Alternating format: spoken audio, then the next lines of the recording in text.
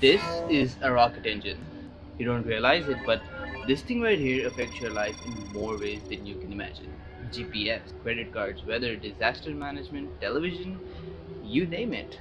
But how does it even work? The basic principle is commonly known as Newton's third law. If you push against something, it pushes you back. This is how every form of transportation works. When you walk, you're pushing against the ground. A car's tires are pushing against the road. An airplane is pushing against the air, and so on. But in space, there is no air or anything at all to push against. So rockets push against themselves. Rocket engines throw gases in one direction to generate thrust in the other, similar to how this person is riding the skateboard using a fire extinguisher. Okay, but how do rocket engines do this? You can divide a rocket engine into three major parts: the nozzle, the combustion chamber, and the fuel pump.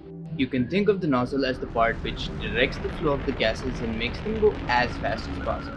The combustion chamber is the place where the fuel and oxygen react to form carbon dioxide and water vapor. The heat released from this reaction drives up the pressure inside the chamber, and this pressure is what shoves the gases out through the nozzle, hence generating thrust.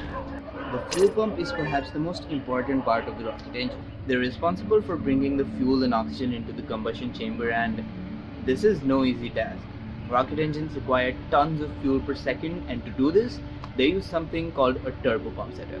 A little bit of the fuel is burned in a smaller combustion chamber called a preburner, and the exhaust gases from these are used to spin a turbine, which is connected to a turbopump. Now, this turbopump is nothing but a glorified fan.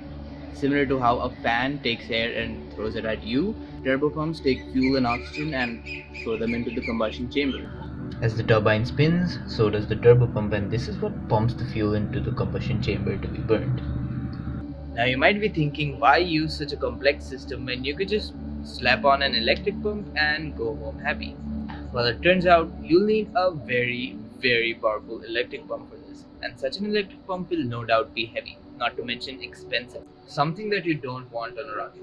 So, chemical turbopumps are generally a good idea. Some rocket engines do use electric turbopumps, but these are very small rocket engines, and since the chemical turbopumps are not easily scaled down, you can trade an electric turbopump for simplicity.